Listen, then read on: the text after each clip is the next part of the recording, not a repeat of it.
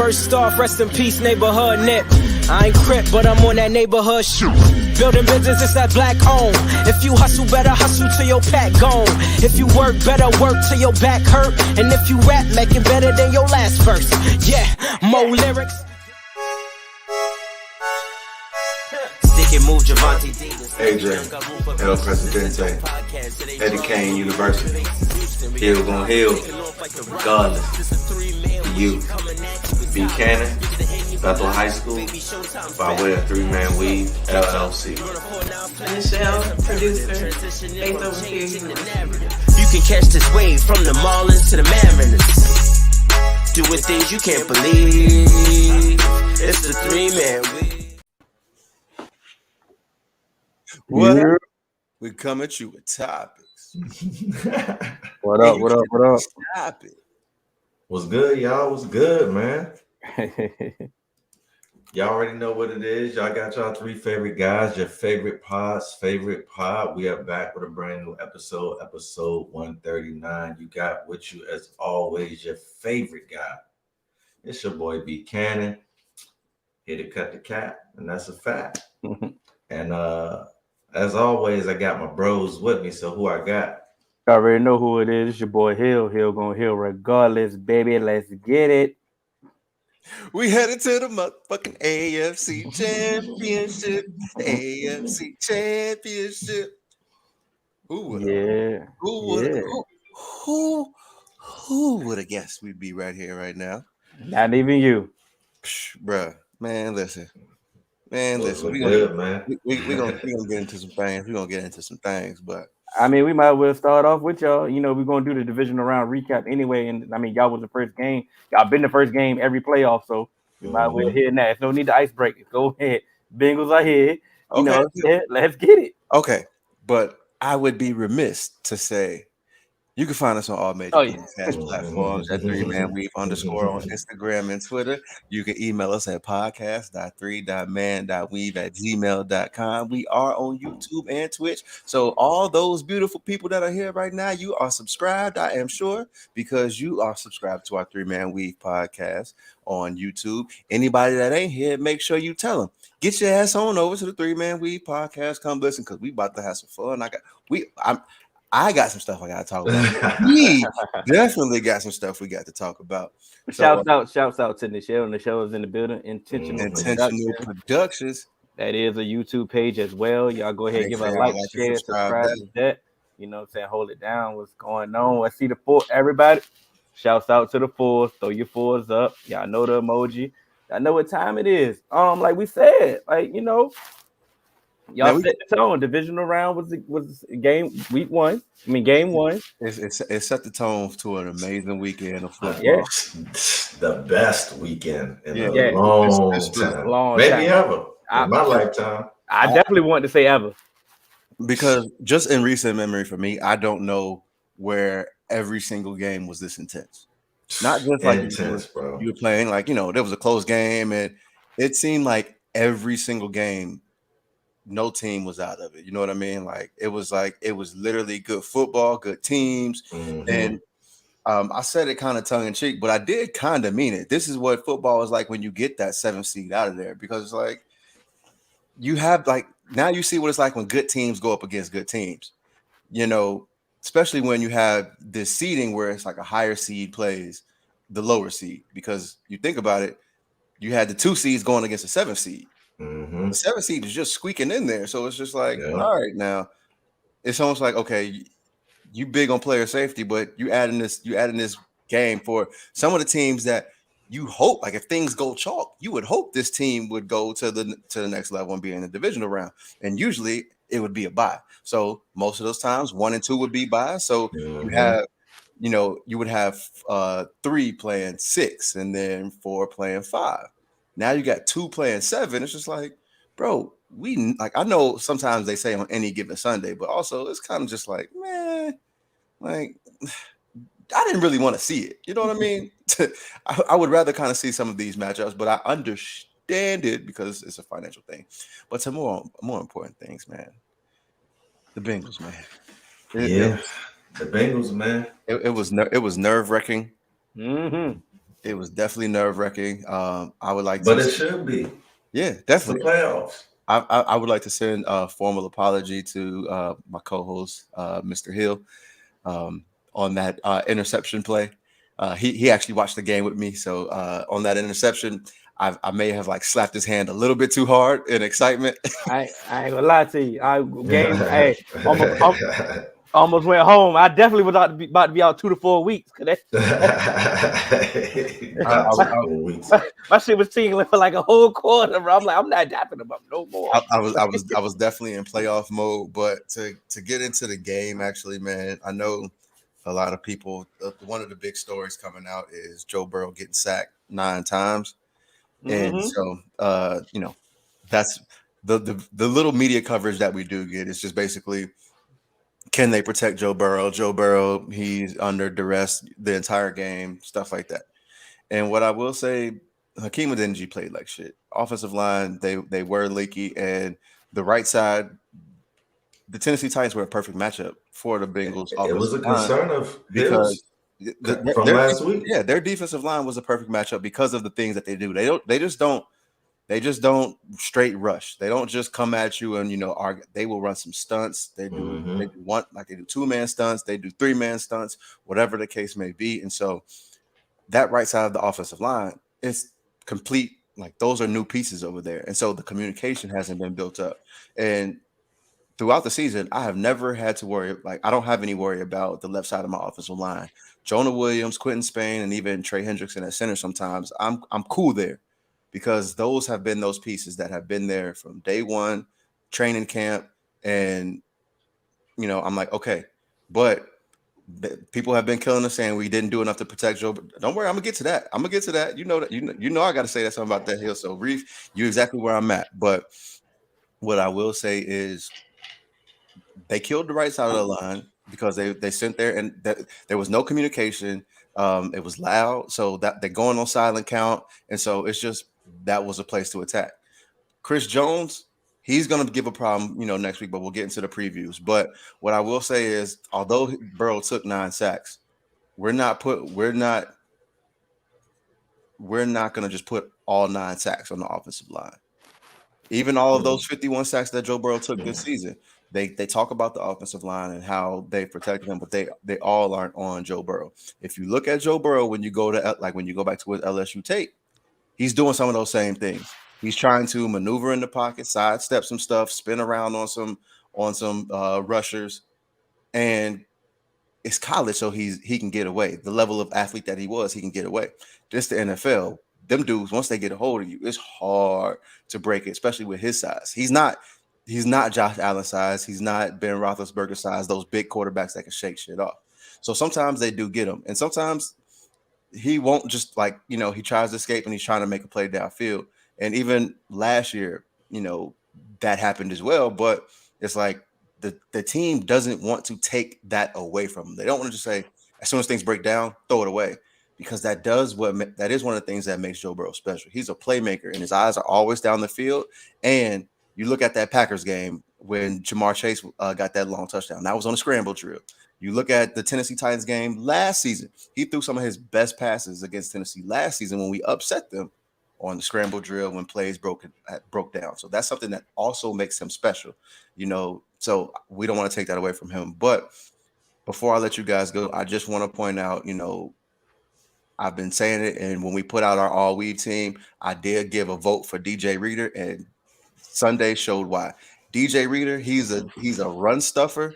You don't get those pass rusher numbers, so you don't get the big, you don't get the big highlights or nothing like that. But he do his job. Middle, he's gonna take double and triple teams, and he will throw a wrench. And that's one of the reasons why we were so good against the run this season, and we did a good job against Derrick Henry.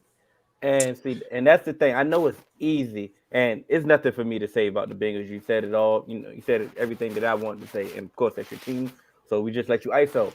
But it's easy for me to come over here and just blame Ryan Tannehill for the Titans losing. You know what I'm saying? It's just it's very easy. It's very easy to say that because he do 3 interceptions and he played bad. Because don't get it twisted. I ain't about to vouch for him. But my whole thing was, I'm going to give some criticism to this offensive coordinator or the whoever is in charge of the offensive staff and Mike Vrabel. I understand Derrick Henry was the perceived real MVP, and he's King Henry. I'm glad you're going there, Hill. And he's a beast, and I get it. You know, he was back healthy. That man had 19 carries for 60-something yards. And, you know, he did look like, you know, he looked at times he looked like King Henry. And at times, like you said, you praise DJ Reader and Sam Hubbard. And, you know, and them boys they made a conscious effort for him not to beat them. Exactly. Oh, Foreman. But Foreman had 4 carries for 60-something yards. And every time he touched the ball, it seemed like it was a big run, and it seemed like something. Now this is playoff football. And when it comes to playoff football, I don't give a damn who get the stats or who do the job. We got to get this win. We got to get the W. Tell them what we said here. Hey, get the W. And we said it when we was texting the game. He said, if they keep giving the ball to Foreman, y'all gonna lose this damn game. And what they do? Stop giving him the ball. And that's what I had. I mean, that's the problem that I had. Is like, okay, I get it. You know, you want to give it to your guy. That's your guy. That's your main guy. He the reason why you here. And you're gonna ride with your dog. And on one hand, I feel you. I'm riding with my real dog. But when you was watching that game, it's like y'all had no answers for Foreman. Let me jump in here real quick, Cannon. So if you actually look, you know, at the season splits. So when Derrick Henry was in the game when he was healthy at the beginning of the season and he was rushing, he was doing great. But if you look at when he went out, the splits from when Derrick Henry was playing and when he was healthy versus when he wasn't in the season, the Tennessee Titans average yards per play was actually higher. So the offense actually was running a little bit more efficiently when he wasn't there. And once again, to me, like I said before, I also think it was a mistake also to keep feeding Henry the ball, especially since he hasn't played in so long. And Henry is one of those, like he's gonna wear on you. And so, but I don't think this is the game for that, because to me, once they started realizing, oh, they're kind of like slowing Derrick Henry down, and we kind of need points. Like I've said, put the ball in Ryan Tannehill's hands. If we can get the ball into Ryan Tannehill's hands, we will win this game. You should know that too. And I know he doesn't, like, he ain't thrown 3 interceptions, and they did come up with some big plays, but for the most part, we kept them quiet. And so I just believe it should have been more of a split. I'm not saying give Foreman 20 carries, but there's no way that he should have at least had 10 touches. But even more so important was in the clutch. And Hill said it. He said it directly. He literally said when y'all needed to get a stop, to get Burrow that ball back. And Hill said if they go Foreman this drive, this game is over. And literally, when it came from commercial, I think it was the Tannehill like the Tannehill read, and then it was Derrick Henry one, right? Henry was in the huddle, and the first play they shut it down. They shut it down right off the bat, and already you into a bad situation. You want to know what Mike? But hold on real quick, and then another thing that I wanted to touch on that none of y'all touched on is like sacks is a part of the game. So what? I don't care if my O-line, I know I don't have the best O-line, right? I know that's something I got to work on in the offseason, but we're here nonetheless, right? So it's like, if we're going to take sacks, we're going to take sacks. It's about how my team responds in the face of adversity. And I could say one thing that I've learned from this playoffs is Joe Burrow got the poise. I know, who said it? Was it Fox? Fox? Our guy Fox said, he said that possibly he could beat Tom Brady-esque, something like that. Yeah. Fox, and I said he was bugging. I maybe see that thing that he saw, you know, that because the poise was unbelievable, man. Because this is a second-year guy, a guy that tore his ACL in his first year, so technically still a rookie. If you want to be honest, right? So it's like I'm just watching him.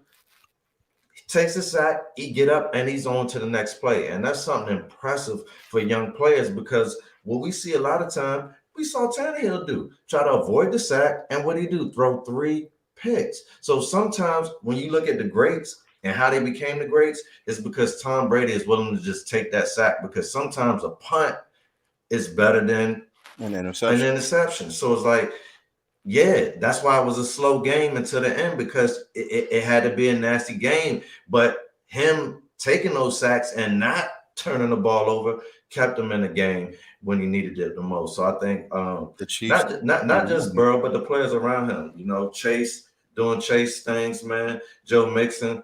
And I saw a wild card weekend too, but I just really wanted to see it again, and y'all came through and y'all proved it, man. So kudos to y'all, and just tough break, man. Tough break for the Titans, because the Titans really have they had an all around team, man, and windows. We know how they are in the NFL, so hey, man.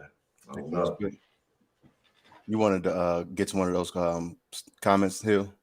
I was just posting them now. I remember Eric had said, was it because they wasn't loading the box towards Foreman? Of course, they don't focus on the backup running back as much as they focus on the starter every time. Which is why you should stay with him. Which is why some people always think that the backup running back is better than the starter, because the numbers is skewed. But that's here for another day. But like the fours is talking to you. 9 is a lot, bro. Like I don't like 9 is a lot. 9 is a but lot. It's the win. It's the playoffs. Do we care about stats in the playoffs? I've never excused anything about those sacks, because it's unacceptable. But I'm not just gonna go out there and be like, our offensive line, fire everybody, because I think I saw somebody put in the chat the Bengals offensive line coach should get fired. It's not the case. Riley Reef was our right tackle. He's gone. He's on IR. He literally played through an injury all season. And so once again, like I said, 9 is ridiculous. But also, like I said, the Titans defensive line was the perfect matchup for our offensive line. They were going to get pressure because they can get pressure with all 4. The Chiefs, I don't see that happening, because yes, Chris Jones is a problem. You have some other guys who can rush the passer, but I don't see them going with all 4. And then we've seen Spagnuolo likes to come with the blitz. You blitz Joe Burrow, he's gonna find it. He's gonna find his man, and that's why we killed their ass. I mean, not killed them, but that's why in the second half we did what we did, because you blitz him, it's a little bit different, because he's gonna find the open man. Okay, we're gonna Honey Badger out this week. Nah, he's gonna play. Yeah, he's gonna play. If Nick Bosa played after getting the concussion, Honey Badger is gonna play. I don't give a damn what type of concussion he got. He playing. Yeah, it is what it is. I'm sorry to say that. I mean, I ain't playing shit. But well, we can go to the next game. 49ers versus the Packers. That's what Reef is here for. You know, man, this game was a straight out up and down classic, man. Yeah, classic, man. That old school feel. That cold, when you see that cold, that snow. That that Cole had them boys dropping that thing early, boy. I mean, they could. It's hard to adjust to that. Well, I'm telling you, you know. But go ahead, y'all know I'm not going first on this one. Yeah, of course. I'm gonna say so. To me personally, this was the biggest letdown of the weekend, and I believe, this is the worst loss of Aaron Rodgers' career, even outside of last season, losing to Tom Brady when he threw 3 interceptions and you still lost that game. This is worse because you had your team was healthy. You played hard all year long to win it, to get home field advantage. You have home field advantage your first game of the playoffs, and you get sent home. And to me, this wasn't a super high scoring game. This was an ugly game, but you weren't out of this game. And Aaron Rodgers, you're supposed to make a play. That's who you are. That's why people put you in that position that they were, because you are supposed to make a play. This game wasn't out of hand. I don't your special teams let you down or whatever, but you were never out of this game. It's 10-13. Yeah. So 10 points is unacceptable. And you scored 7 in the first half. So you didn't do anything in the second half. And you, unlike the 49ers, don't have an excuse for the cold. This is why you play. This is what you play there all year round. You've been playing there your whole career. Play there all year round, bro. 49ers came in there. First quarter, it looked like they was cold, but after that, bro, they got adjusted, bro. And the defense, kudos to them, bro, because they held Aaron Rodgers and the Packers in the divisional round to 10 points, bro. And it was ugly, but they did it. And boy, it was ugly on the 49ers for their offense too, man. But they got it done. And it was. As a matter of fact, before I go on my rant, it was ugly for the 49ers. But they had a specific game plan. And they stuck to that game plan. And they also, just like last week, if you don't get them out of their game plan, they're going to find a way. I don't give a damn how bad Jimmy played. And Jimmy played god awful. But he also did have some drops in the beginning that because it was cold. But it hurt some drives. It hurt some drives. It hurt some drives. And it did. And that wasn't on Jimmy. But still, they had a specific game plan. But when it was time, y'all said who had to make a play? Debo. But y'all said Aaron had to make a play. Jimmy made some throws. Kittle caught it. How's the Kittle catch it? How's the Kittle catch it? He definitely made some throws. He determined over the middle too. So once again, we can say all we want about Jimmy. Jimmy played bad. Jimmy trash. He got the W. Jimmy this. When it was time. Who looked like the better quarterback when it was time to make a damn play?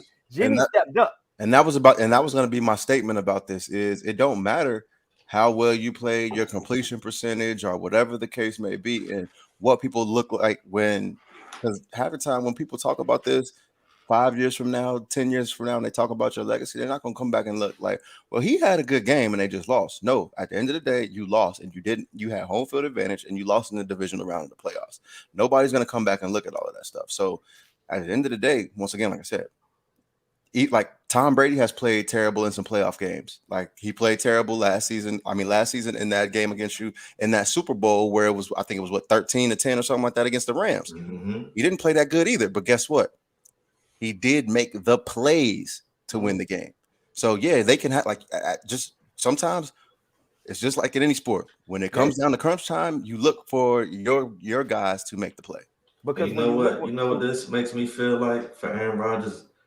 All the extracurricular, man. Oh, I was gonna get to that. All the extracurricular the past 2 years, man. It's really been his whole career has really been like that due to the Brett Favre part at the beginning. But you know, the latter part of his career has been due to his decisions, man. And we like to harp on other players, you know, a lot more. But it's like I can't give him a pass on this one because he blatantly lied. He lied for selfish reasons.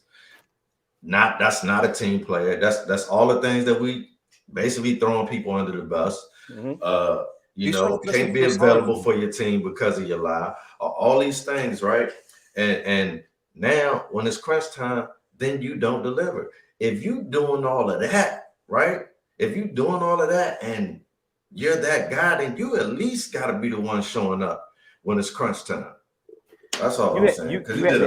You had the number 1 seed 2 years in a row, home field advantage 2 years in a row. You had the number 3 defense. You know, people like AJ. You know, he never had a defense. Yeah. You had number 3 defense now, and that's why I'm not giving him no pass. You're supposed to win this game. Best receiver in football again, all pro, unanimous decision and unanimous voted. Devontae Adams, you had a running game, and you know he never. AJ be like, he never had a running game. Okay, he got a running game. But what I'm saying is, that's why I said he's supposed to win this game. This loss is on him. So, you know what I'm saying? And at the time when we said make a play, that late pass, that deep pass that he tried to throw, tried to get greedy, throwing at Devontae Adams. That was not the read. That was not the play call. The play call was they had, like I said, it's easy for us to blame the special teams. Because like I said, I don't understand why the special teams still got a job. He's been bad all year. If this was anybody else, you'd have been hearing about it or why he's still here. Ooh, can I make a point real quick? Go ahead. So just like they said when the Cowboys lost, it was like, why are you expecting something different? You've been the most penalized team in the league all year. So this shouldn't come as a surprise. Your special teams has been the worst all year long. So why you can't why are you surprised? Overcome it. You've overcome it all year long. This loss is on you. This loss is on you. Everything was laid out perfect, and you failed. You're a failure. And stop going places and talking about, oh, people just want to dislike me and root it against us. And man, fuck all that shit. Because guess what? You supposed to win in spite of them. People rooting against you don't mean shit. People not liking you don't mean shit. Supposed to be a bad you man. supposed to win that game. Stop throwing the pity. We ain't heard that in a long time. Stop throwing the pity party and talking all about like all of this. You didn't have this or all of this was against you. No, you fucking lost, bro. That's what happened though. That's what happened when you coddle with somebody and praise them and give them all these excuses all these years and blame everybody else. Now when the pressure's on you, they were rooting against me because I'm not vaccinated. Boy, nobody care about all that. But you know what? Despite that game being low scoring, being ugly, I still enjoyed the whole game. Oh, and it still was a great playoff game. Man, because it was some big hitting going on in that game. If it won't anything else happen, yeah, it was some big hitting going on. And in that cold, it hurt a little bit harder. So we can go to it hurt a little bit harder in the cold. So we can go to the next game. Aaron Rodgers got crucified. I like that. Pretty glad I didn't have to do it. I'm a hater. No, this facts is facts, bro. Hey, it is what it is. I mean, it came up short. And before we go, he was taking what the defense was giving him the entire game, but all of a sudden you want to get greedy. Mm-hmm. But we go to the next game. Hold on, Eric, Fat the Cap night yet. It's coming. We got the Rams and the Buccaneers. Oh, another classic. This was classic weekend. Yeah, classic weekend. Oh, it started off ugly. Yeah, definitely. Yeah. Can I go last on this one? Yeah, you can go. But no, it's a reason why I started off ugly. Well, go ahead. I was not home. You won't watch it. Yeah, I was not home yet. The moment you cut it off. So the moment, bro, I literally looked at the score and I was disgusted because I seen a couple of texts and was like, I don't even want to look at the score. Not trying to look at the score. I get there, I'm like, dang, Brady about to go out like this. I text AJ and here I said, comeback time starts now. AJ says, basically, I'm on drugs. He like. I ain't saying he was on drugs. And what reality, right? Yeah. I said comeback. I said come back to reality. You know what I mean? So they a little bit high. I think they get a field goal. I'm like, let's work. You know what I mean? He like, bro, you still on that, bro? I'm like, all right now. And then before you know it, turn into a whole classic game, man. Mm-hmm. And this is my thing. If you gotta go out, right? Because Brady about to be 45 this offseason. Mm-hmm. If you gotta go out on an L, I wouldn't mind going out with an L like that, knowing I was the defending Super Bowl champion. Because we was down dirty, bro, and people counted us out. And you could write that about my career is that I never packed it in. I was that type of player. Never packed it in, bro, and had a chance to win it. So yeah, you know what I mean. But kudos. Let me just go ahead and get this out of the way. Kudos to Matthew Stafford, man, and the Rams. And I'm gonna say this because Brady walked it down there, man, and he tied it up. And I think it was just a minute and some change left. I think it was 40 seconds though. It was 40 seconds. So even worse. And I'm like, I ain't really got no faith in Matt Stafford to get this done. I'm really thinking he might throw a pick. But you know what? He made the right throws, 2 big throws to Cooper Kupp. And Cooper Kupp showed why he is the Triple Crown, man. He's the Triple Crown holder because, bro, when the pressure was on, he transformed. You know what I mean? He transformed and to exactly what you want that player to be, man. And so the Bucs, I don't know how they let that happen to him. I honestly don't know how they let it happen to him.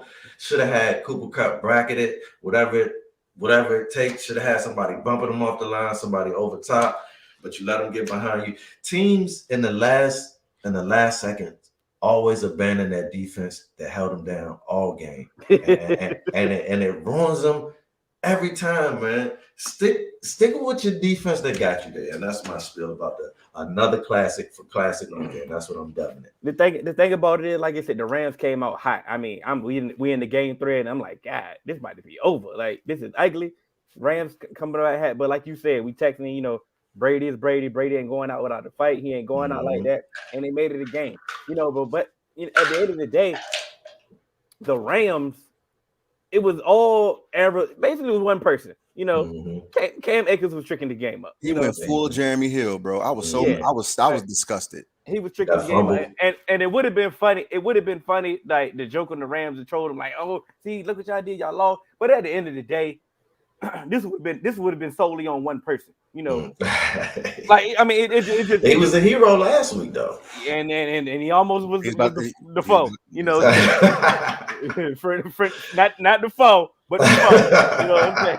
Because that thing was ugly. But I mean, you know, shouts out to Matthew Stafford. Like you said, you are actually balling. You like you said, you definitely not the problem. You keeping this thing rolling. You are rolling, but the job is not done. It's not done. No, it's not done. I'm just confused on what's the misconception of why I'm not hyped or white. The job is not done. We already know what the standard and the expectation is. When you replace somebody that went to the Super Bowl or won a Super Bowl, your expectation is your bottom, your bare minimum is that getting to the Super Bowl. It's quite simple. When Aaron Rodgers took over Brett Favre, what was his expectation? You had to win a Super Bowl. Shit. When Trey Lance takes over for Jimmy G, you know what his expectation is? Getting to the Super Bowl. Like, I'm trying to figure out what's the misconception. What we're trying to, at least because I don't have my pom-poms out ready. You know, go big. Like, you know what Joe Burrow's floor was when he took over for Andy Dalton? Win a playoff game. It was. But it is that simple. When you take over for somebody that went to a Super Bowl or won a Super Bowl, your expectation is that. I'm confused. Just like when Andrew Luck took over for Peyton Manning, what was his expectation? We got to win the Super Bowl. We win Super Bowls over here. Boy, didn't get close. So it is what. So you failed, right? The job is done. And now he's looking like he on meth, boy. Looking like it, boy. So the job is not done. Yes, Matthew Stafford is balling this playoff. I get it. Good job. But the job is not done. And if they fall short, you will hear it. Good job. I just think because that was impressive. Because we've been hard on them. Yeah. We've been hard on them, Hill. I personally been hard on them. When I seen it, I'm like, I'm sorry. Why would y'all do that? Why would they leave Cup open like that? It's 32 teams in the league, but always this one person. You always got to bring back the expect. No wonder you have no expectations for your team. If that's the case, everybody just keep doing tick for tack bullshit like this. That's like everything got to come back to Dak. That. His expectation is winning the same playoffs. Don't worry about it. Go ahead, AJ. That's Romo.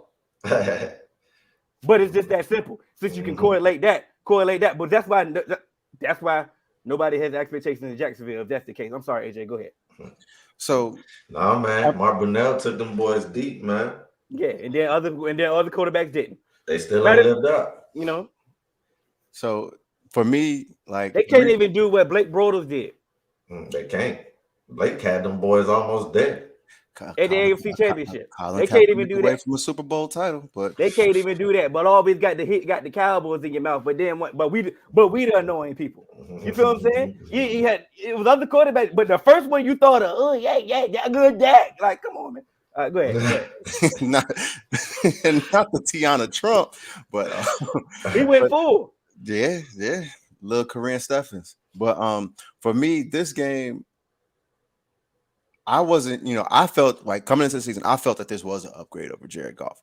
And I understand where you guys were coming from. Like, you have to prove it because you still are Matt Stafford. But to me personally, I just felt that the talent-wise, this was an upgrade. And this was like in Bad Boys 2, when Mike asked Marcus, so if I got a crackhead with a gun to my head, I just need to know you're going to smoke him. And he's like, yeah, I'm going to shoot him in the leg. Shoot him in the leg, I'm dead. And that's the movie. And then in the minefield, he hit the barrel roll. It's like, shoot him right in the eye. He said, that's how you shoot. And that's what it was. Matthew Stafford, that's how you fucking throw. Yeah, because guess what? Jared Goff, we don't have no faith in Jared Goff making that throw. Yeah, that's facts. And so my thing is, Jared Goff, he got them to the Super Bowl.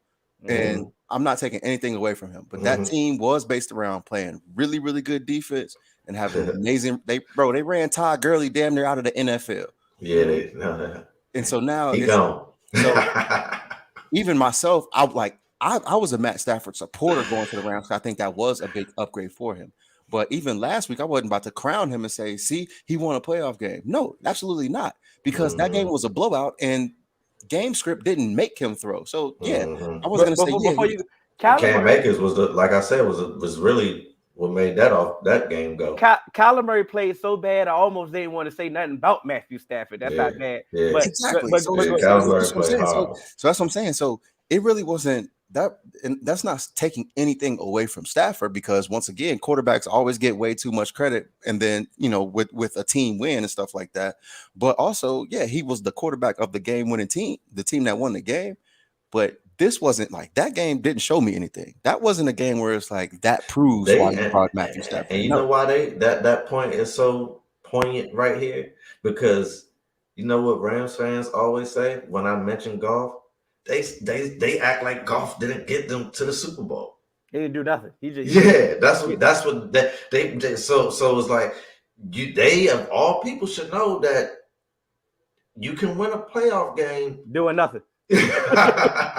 doing nothing, right? That's all I'm saying. If Goff didn't do anything to get to the Super Bowl, and I think it was that mentality really which made us take such a hard stance against the Stafford trade. It's really just to make you own up to what you've been saying. So that's what we're here to change narratives. But our whole thing was, Stafford may be better, but the compensation that you gave up for him, he wasn't that much damn better. Like, come on. No, here's my thing. If you win, it's only worth like that compensation is only worth it if you win a Super Bowl. And exactly. And once again, but all three of us have been on the same page saying the Rams have been Super Bowl or bust. And so anything less is a failure. So when you get Matthew Stafford, we're not about to just say, oh yeah, y'all won a wild card weekend playoff game or y'all won a divisional round playoff game. No, y'all are Super Bowl or bust. Y'all made these moves to win a Super Bowl. So why am I congratulating you before Stafford? Exactly. Like y'all don't have a draft pick until 37. So is that's win a Super Bowl. That's true. It ain't that far, bro. Oh, it's that far. It's that far. But so that far. But in all seriousness though, shouts out to the Rams, shouts out to Matt Stafford, shouts out to Cooper Kupp. You know what I'm saying? It's gonna be tough next week, and we'll get to that when we get to the championship round. But this game right here. Yeah, this Chiefs game, man. Oh my gosh, Josh Allen is that dude, and so I take like all of the stuff, all the criticism that I've had for Josh Allen. This is the game he proved it to me. So I'm gonna get in front of it, Hill. You ain't finna be able to say no shit about me. I saw how you tried to come at me in my past shit about the stuff that I said to Aaron Rodgers. This was a game that I wanted to see Josh Allen have, and this is the consistency that I wanted to see Josh Allen have. And bro, he proved it to me. He made me a believer. But what I tell him, Chad, twice, man. I told him Hill had enough last episode, man. He said, "Look, bro, I can't take another piece of slander, man. We know we're gonna get." And Hill, you basically predicted it, Hill. You said, we know what we're gonna get from Josh Allen in the playoffs, which is nothing but a fiery competitor who gonna put it all on the line, and that's exactly what we got, bro. He ain't back down from nothing. He stood toe to toe. 2 touchdowns in the last 2 minutes, man. Left 13 seconds on the clock, bro. I would have bet the farm, bro. With 13 seconds that this game was going to overtime, bro. No, they had the lead, right? They had never. They had the lead, but they had the lead. I would have bet the farm, bro. 13 seconds. But sometimes you know when it's just when the unicorn, man. Like Reef called him. You know what? Man, that was bad. Like 13 seconds. It's just sometimes when remember what we said when Dreamville put out their compilation album? Yeah. Everybody was spitting, right? They were just spitting. They was like, boy, they holding their own. And then then J. Cole Cole got on. Some people just different, yo. That's how Pat. that's Patrick Mahomes when he came Pat, in. Man. He was that's like, "Hey, why look, we call him the unicorn." He like, boy, you killed that verse. You know what? You bodied that verse. So I actually my verse. I actually think like that 13 seconds to get the overtime, that's on the Bills. That overtime shit, that's when I'm like, you know what? Pat's that man because of how surgical he was. But that 13 seconds, still, man. Like I'm not gonna kill the Bills on kicking it deep, nothing. Just that you gotta squib that, bro. No, I don't think so, bro. Because going in the future, you have to squib Pat Mahomes. You got to shave every second you can. Away from Pat Mahomes, bro. The ball is an oblong object. You cannot predict where it's going to bounce. You can think I'm gonna try and squib it right down the middle, but that thing, it take one bounce, it can go right to a player. I'd rather live with that. And you get 1 second off the clock, and now he's even closer. Instead of going to 25, he's at the 35 or the 40. You know what I'm saying? So my thing is, I'm not taking that. My thing is Leslie Frazier. At this point in the game, you know he's going to two guys, and it's only something that could beat you is quick down the field plays, and he got 2 timeouts. You got to at least press up somebody, not just trying to, because this ain't like with no timeouts that you could just give them the middle of the field because if they give everything, bro, twice. Like you have to put some hands on them. You have to at least make them make a tough throw. You get what I'm saying? So to me, that was just terrible to give them that just free opportunity to make it happen. You still gotta drive down the field. You still gotta make the throws. But that's where it's like, okay, that's where I see they were too scared of the playmaker. They were too scared of Pat Mahomes trying to play deep, thinking he's gonna all get it. But as we've seen, when everybody thought Pat Mahomes was, playing bad and the Chiefs were broken, their offense flipped and Pat Mahomes stopped forcing deep plays. He stopped forcing it down the field and started taking what they were giving him. And that's what he did. He was like, bro, y'all play soft coverage. I'm just going to eat the seam. So he hit Tyreek Hill. And then I don't know if y'all all heard it, but Travis Kelce was like, bro, if they're going to play the seams like that, I'm just going to run straight. Throw me the ball. I'm not running this route. And what did he do? And Joe, I get it. Y'all have a lot of weapons, but I'd be damned if the main weapons I'm telling you, Pringle would have had to have a Gabriel Davis game on me. You feel me? Like that's just the way I'm trying to defend it. Like I'm going in the game and I'm saying Travis Kelce and Tyreek Hill are not going to beat me, and I know for damn sure both of them not going to beat me. You know what I'm saying? I'm taking one. I got to at least take one out of this game, but it don't matter, bro. Everybody's trying to take him out of the game every week. Every week. Somebody's trying to stop him. Bro. They put him back, bro. I don't know when the last time I seen Tyreek Hill return the punt, but they put him back there and look what happened. Fuck, would you kick it to him twice? Instant production, bro. Why would you kick it to him twice? But that's when that's when you see levels. That's when you levels, see levels, bro. That's when you see levels of everything. You see levels of coaching. You see levels of Andy Reid. But Andy Reid has always been willing to put someone who doesn't normally return but is dynamic back there when I need it. He's always been willing to do that. That's a staple of his, man. He big boy. What you got? You got to punch the bullet. You got to punch the bullet. And I'm not saying the Chiefs are bully. They just better than you. So when somebody's belling, you might have to get tougher than them. You got to out compete them. You got to. And I just knew. I'm like, man, if this go to OT, it ain't gonna happen, man. And that's what I was gonna say. When it went OT, I'm like, I'm sorry, I gotta get this. I gotta get this one to the Chiefs just because of how they were dejected anyway. They were dejected anyway to get there because what you had to overcome to get there. You thought you had this game in the bag, and they just brought this back, and then you got to get there. But to me, it's like what we've always said, and the reason why I'm putting this game, a lot of this game, the blame on the defense. The same way, like I said, about those teams that lost, what you've been all season is what you should, what you should expect. You was the number one defense in so many categories. And to do this at this point in time when it's critical and to make those errors as that coach as well, it's like, damn, come on, man. Like, because they stopped playing the defense they got them there. Like I said, they always do that in the end. It's just dumb. That's when I hate stats I hate stats sometimes. No. I'm not blaming you, and I'm not blaming you at all. But every time the Bills played a good team, maybe they won, maybe they didn't. It ain't that Bills defense ain't look like the top defense or top 10 defense when they win against great teams. It's a little different. And remember, and like I said, I'm not completely saying that they just had to, shut the Chiefs down. What I'm saying is, you didn't do what you've been hanging your hat on all season. Mm-hmm. That's all I'm saying. And like we said before, and one point that I meant to say about the Rams also is, when you start playing not to lose, that's when you're gonna lose. You're gonna lose. You're gonna lose. Yeah. You're gonna lose. And they played that defense not to lose. They played that defense not to get beat deep on a quick touchdown because they knew the Chiefs are exposed to. Tell you one thing, but I think that 15, 20. That sequence, bro. That sequence ruined us for next year in our Madden League, bro. Because Pat Mahomes is going to be unstoppable in the last 2 minutes now, bro. Which he already was, they really going to make him come back anytime he's in the last 2 minutes. Why? But I did play Pat Mahomes last week in our Madden League, and I got 8 interceptions and ran 3 back for a touchdown. 8 interceptions on Pat Mahomes? I think 69 to 13. As weird as it's about to sound, I think he reminded you how great he is. He's a young unicorn. He been getting disrespected early on in the year. They was saying everything about they didn't figure them out. They didn't figure that. They elevated Josh Allen. I'm not taking nothing away from Josh Allen. Oh, you about to? No. No, I'm about to go over your point and say it's almost like one of them heard some of the disrespect, and it wasn't Josh Allen. I felt like Pat Mahomes heard that, where it was like, "Oh, y'all think he with me now, huh?" Mm-hmm. All right, watch this.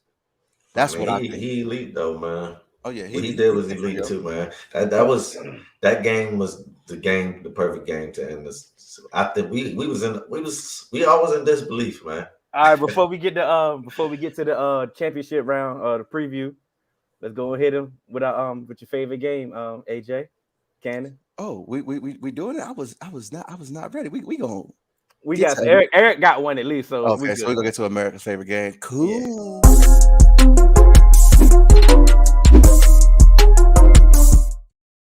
Ladies and gentlemen, boys and girls, I'd like to introduce you to America's favorite game show, Fact or Cap. Fact or Cap. Aaron Rodgers played his last game in Green Bay. I mean, as a Packer. Fact. I'm actually gonna say Cap. Fact.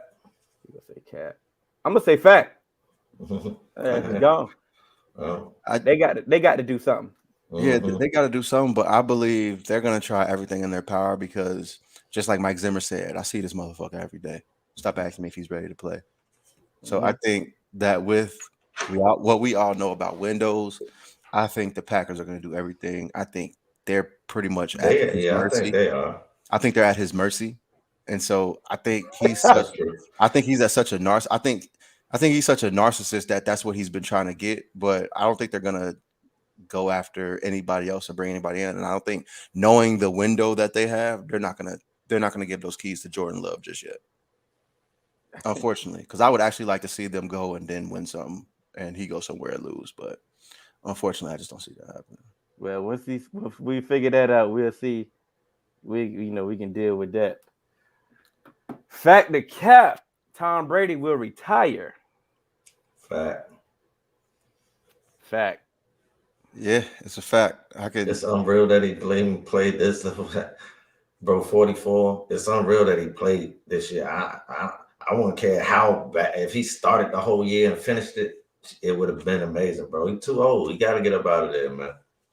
I might have to scroll up to get Eric joint, but while I do that, I'm gonna do this one. Fact or Cap. Eric Bieniemy will finally be a head coach this year. Big Cap. Yeah, he can't interview. Big Cap. And unfortunately, like I said, I hope I'm wrong. I definitely hope I'm wrong too. But what have we seen to prove otherwise, yo? Bro, what more can he do? Do I gotta say it? Not yet, bro. If the GM that came from Kansas City that's now in Chicago does not hire Eric Bieniemy, then he's never going to get hired. Because if that's the case, I don't know who's gonna hire you then. If your mans can't hire you that you used to work with, we can't even get nepotism now. Like he put an extra eye up in that joint. we can't get that. Nah. Yeah, oh man, I'm weak. Eric, never mind. I don't even know. All right. Where was your other one, Eric? You said. That's it. He said it's. I was gonna say fact to cap. Rams make it to the Super Bowl. Well, damn, you just ruined cap. I'm going cap, bro. And I'm explaining it when we talk about the championship round. But I'm definitely gonna go cap on that one. Yeah, and it's no hate. It is no hate towards the Ram. I'm just going. I got an analogy. Yeah, to me, I think I'm with the same like analogy that you at right now, Hill. But hopefully it's different, so we can give a different perspective. But I got to go cap as well because I just think there's something there. We'll talk about it in a little bit. Oh yeah, yeah. So Eric said, "Fact to cap, Aaron Rodgers will be a Steeler next year." That's big cap. I mean, that's so much cap. I don't. Yeah, I think that's cap because the Steelers want to stay away from an older quarterback. At this, why would they want to get right into the same position? And the Steelers have a way of doing things, and they always gonna draft and develop. We can laugh. Motherfuckers just be trolling, boy. Trolling. Fact the cap Burrow is better than Herbert. Come on, man. And so Reef, Reef, I didn't want to jump in your conversation, but some of that shit, I just like, bro, I wanted to like send you some screenshots to use because one of the things that man said was they can't be compared, but if Joe Burrow keeps winning, then he could be in the conversation like Herbert has ever won anything. That's what be funny, man. It's funny. All right, man. So fact the cap was good. That was good. So now we can get to the championship round, baby. NFC Championship, AFC Championship, and once again, who's setting the tone? Oh, we got one. Hold on. We got one more before we go. I'm sorry, y'all. Fact the cap, Cannon last days as a Washington football fan.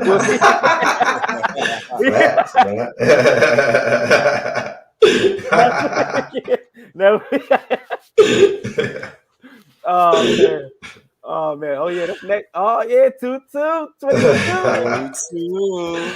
I got one. I got one. But setting the tone again for the AFC Championship will be the Bengals playing the Kansas City Chiefs. AJ, we know the rules. You go last since it's your team. And I told you this personally. This is payback time for the Chiefs. They got, I won't say embarrassed. Yeah, they got embarrassed because Chase put on the show. And I think what they did, that when they found out what to do, is how they game planned against Stephon Diggs last week. Now, is T. Higgins better than Gabriel Davis? I'm definitely going to say yeah. Can he put up 200 yards? That's yet to be seen. He did 194 already. Yeah, he sure did. But did he do 200? All right. And did he get 4? Mm-hmm. And did he get 4? I just believe that I think it's going to be believed. Like I say, Joe Burrow is his second year. He already getting, he's the next Tom Brady and this and that. And I think that Pat Mahomes definitely has some of that wherewithal that he can just, y'all comparing who to who? Nah, I'm still the big dog. And y'all got to realize I'm still that guy. I just think the Chiefs just know what to do right now. They have the pedigree. This their 4th straight hosting the AFC Championship. Like championship pedigree means something. So I'm definitely going with the Chiefs. But like I said last week, I hope I'm wrong. I'm rooting for my guy, but I hope I'm wrong. But I'm definitely going with the Chiefs. 31-24.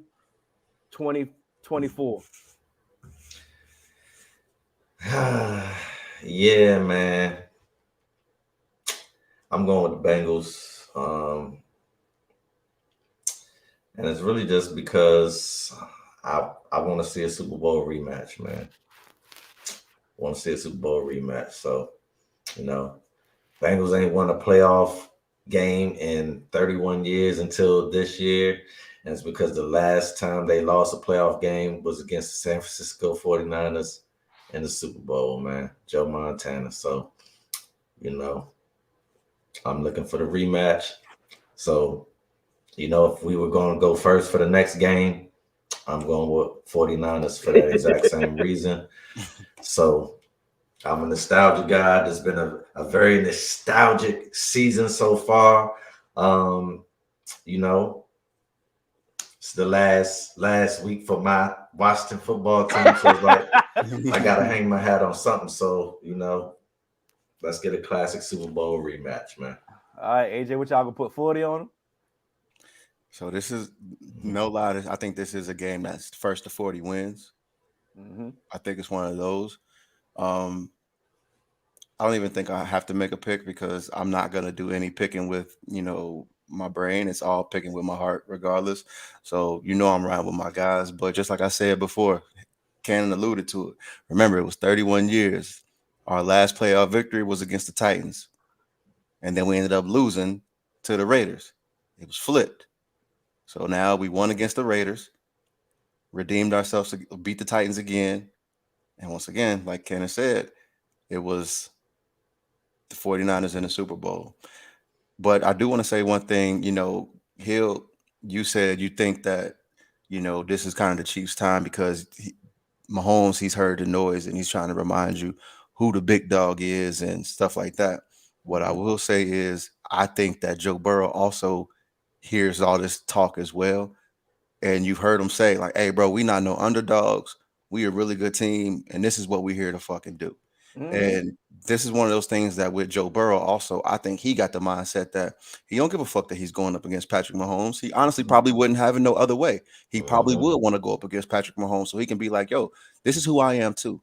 I'm here. So stop disrespecting me. Stop trying to say I'm this. Stop trying to say I'm this next person. I'm the next iteration of this. Nah, I'm Joe Burrow, and y'all ain't never seen nobody like me before.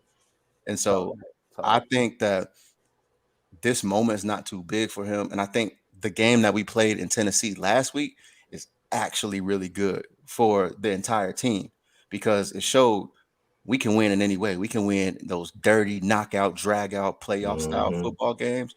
And we can also win a shootout like we've done and put up points against, you know, the Chiefs, the Ravens, and stuff like that. So it's like, I think that this is going to be a game where it's really just going to be one of those whoever makes the last, like whoever doesn't like make a mistake, whether it be offense, defense. So squib it, AJ. God, y'all better squib it. So you know, do not leave Pat any time left if y'all gonna pull this off, man. I just say hopefully it's a good game, but it's funny. My guy Jarvis is here. He like Candy Man. Y'all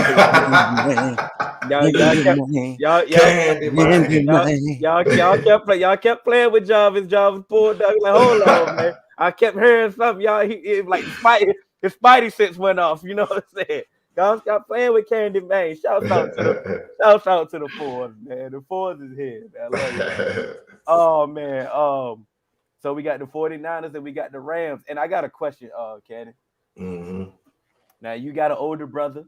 You know what I'm saying? Y'all grew up and you know how brothers do in the crib and happy and we're singing and we're colored.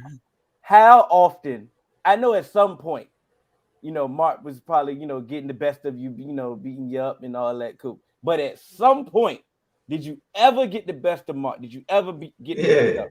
Yeah, so look, so Mark is in here too. So to this day, look, I punched Mark so hard one time, but I will say I punched him in his back, right? Because when siblings fight, it always be the most random places. Like, so look, it was Nintendo, right? And he just cold bucked me like, nah, it ain't. It's like it was like jail, like nah, it's I'm on rec time. You feel me? My bike, like, look, bro, you just died. It's my go, right? And he bucked on me, and I was sick of his stuff, right? And I had on we had these boots, right? I had on some boots, but I literally just everything I had, and I punched him dead in his back, right? And he's like, he was rolling around on the floor and stuff, right? And he swears that I kicked him. I'm like, bro, I ain't kicked you, bro. I just punched you, man. But nah, that's my point. And one thing about our fights, though, Mark he never ever hit me in my face, though. I will say that, and he probably. I don't think I ever hit Alvin in the face, but Alvin has punched me in the face. So there you have it.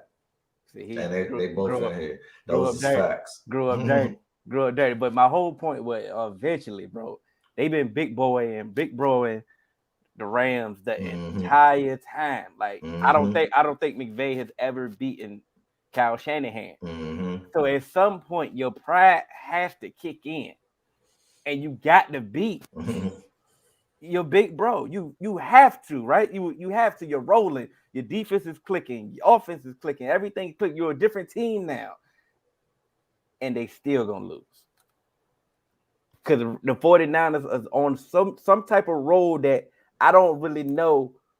It's gonna take somebody different, or you gonna have to go to Super Saiyan to beat this defense right now. The way they're clicking, and this game is gonna be ugly too. This game may look like the last game they played in the regular season to get in the playoffs. So I got the 49ers finding a way, just finding a way to win this game again.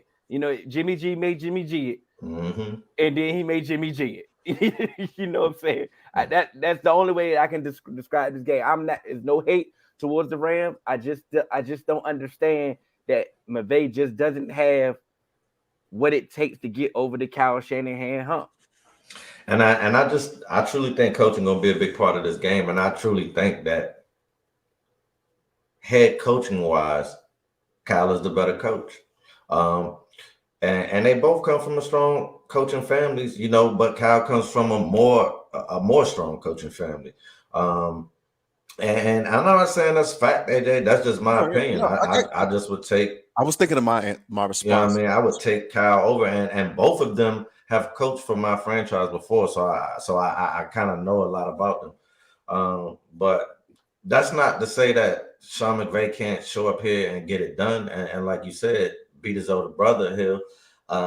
But I just feel like Kyle like an evil genius, man. Like he really know how to find his opponent's weakness and attack that. And if he can exploit the Rams' weakness, this game, I feel like 49ers got a shot. They've been able to make every game so far this playoff look ugly and mucky. And that's exactly what they want. And if they could do that for the Rams, Go ahead. I like the 49ers. So for me, it's like, I know you were saying at some point your pride got to kick in. At some point you got to get your big brother. That's how I live. And I agree with that. But I'm taking that to Jimmy G. At some point your pride got to kick in. You got to be like, man, I can't be the reason why, people think that we won't get there and we're not going to get over the hump. I got to start making some plays. And not even necessarily making some plays all the time, but knowing when to make a play and when not to fuck it up. And I think he's getting to that point where it's like, man, let me just not fuck this shit up, yo. Where like it's okay to be a game manager. I have these weapons. Shit, hey Debo, here, I'll hand it off to you and let you run. Like Kittle, you are my security blanket. Like, just where you at? Like, it ain't like, how some quarterbacks can just be like, hey, I know my guy down there. I can make a throw to let him get. No, you can't do that, Jimmy G. You ain't one of them ones. Because that's how you threw that interception against the Cowboys. That shit was terrible. If you don't, Jimmy is one of those, I got to see it and then throw it. He's not one of those anticipation quarterbacks. That's why he's kind of very limited in what he can do. There's nothing wrong with knowing what you can't do. That's one of the, like, at my job, I was in my interview. I was completely underqualified for the job. I wasn't supposed to get hired. One of the things that my boss told me that he liked about me is that I literally told him, I don't have this background, but I'm not afraid to admit what I don't know. I'm not going to sit here and just try and do things that I don't know or things that are above me. I'm going to ask, or I'm going to work my way up to it and do what I can do so I don't hurt the team. He was like, I love that, because it shows me that you want to learn and you want to get there, but you may have not had the opportunity. So we're going to get you in and we will put you in the best places to help. I'm sold on your boss, man. And life is about opportunity. Exactly. So he put me in the best situations to succeed. Facts. I just didn't have my job is to not fuck it up. Yeah. That's it. And then we will get there, and we will get there together. And I think that's what Jimmy has to realize. Let's not fuck it up. I think the problem was that for the Rams and McVay was the time to beat them, to beat your big bro, was the last game of the season. That was the time. That was the time to beat the 49. That was the time to knock them out the playoff. That was the time to kill two birds with one stone. They needed that though. You need that as a confidence builder of beating your big bro, and knocking your division opponent out of the playoff. But now you didn't do that, and now they hit at the biggest game of everybody's career. And they've been there before. I hate to harken back to my team as well, but I take it like the Bengals beating the Chiefs. The Bengals beating the Chiefs in the playoffs, because I mean in the regular season, because now it's like, yeah, we know we can do that. We can hang with y'all, we can put up points with y'all, and we can play defense if needed.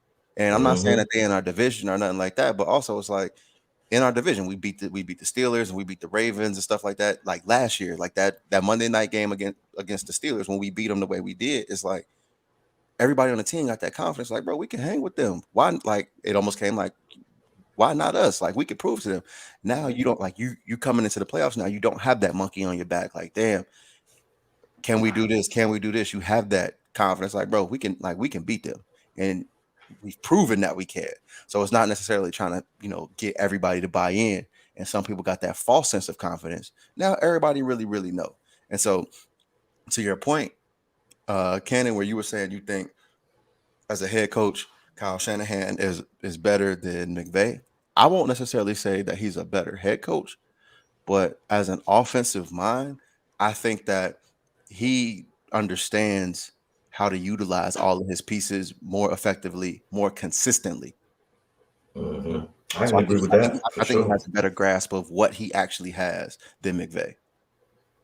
Yeah, and I think you have an advantage. It's like Steph Curry, bro. He grew up around Dale Curry and Mark Jackson, shooters. You feel me? And it's like Kyle Shanahan had been around Mike Shanahan. So it was like, that's why no matter who runs the ball for the 49ers, they're productive a lot of the time, because that's what Mike Shanahan made his living off of. Wherever he went, always bringing the run game. So it's like that's probably ingrained in his son. So it's like,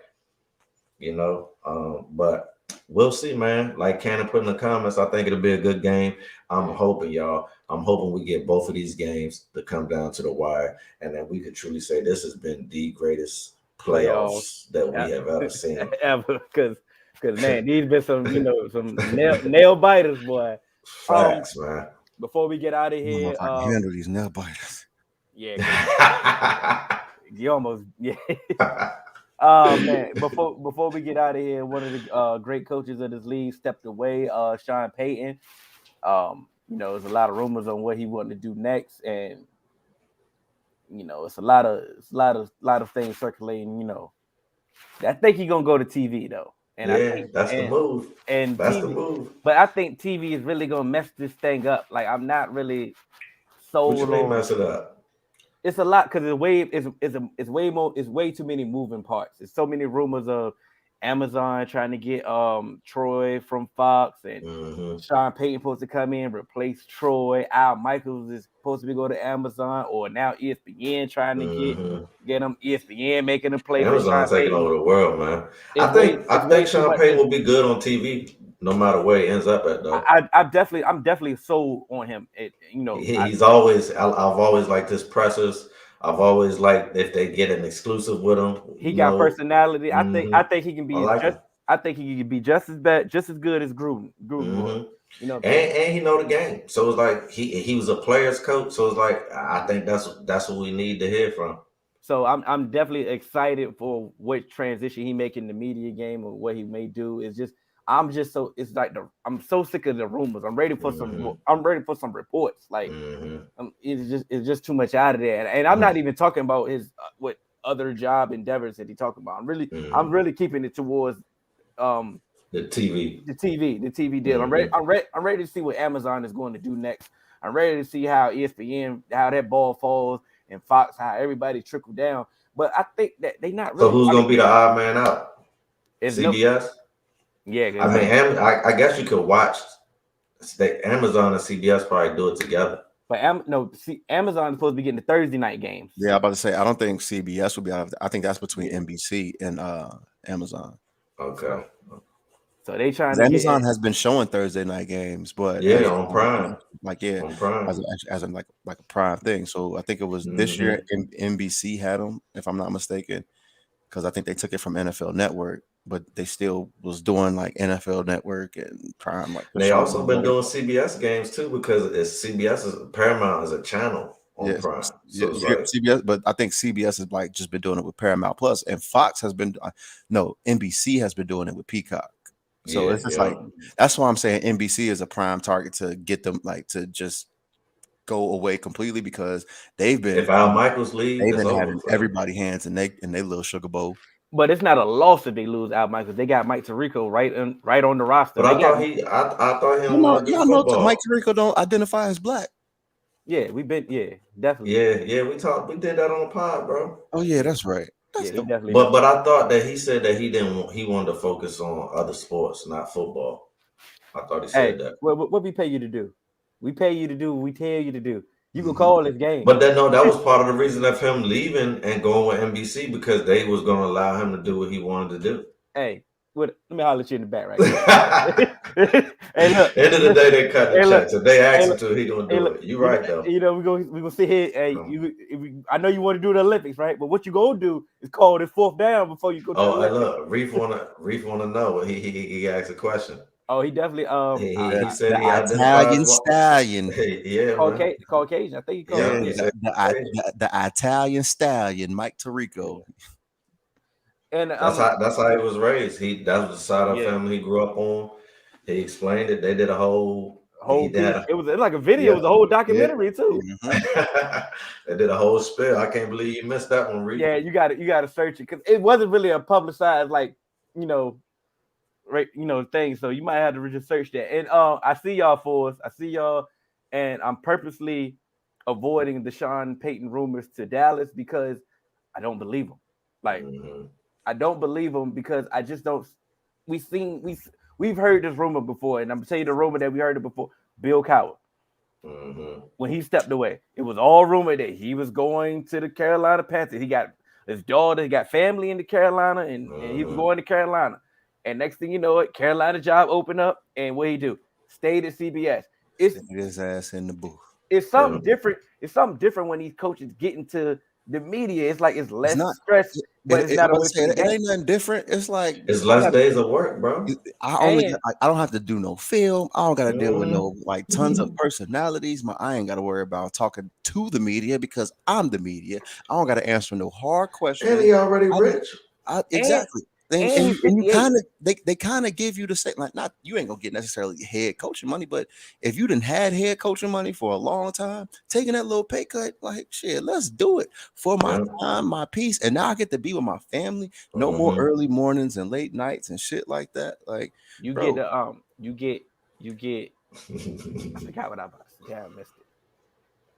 He's 58. That's what I'm saying. He's already 58. So taking a year off, he may turn 59 this year. Basically, you come back when you're 60, I don't see it. I don't see it. Even though it's another rumor that he was supposed to take the job in 2019, but I'll tell you that later. That's exclusive. Yeah. But we reached our time. I want to thank you. I definitely want to thank the Fords. The Fords was definitely here. One more thing, say no. Yeah. The Fords was definitely in the building. I understand it's lit. The chat box was lit, and Fords in the building. Y'all know y'all can catch us on all major podcast platforms. 3Man Weave, Instagram, Twitter, 3Man Weave _. You can email us at podcast.3.man.weave@gmail.com. This is definitely episode 139. On the grind. And we out.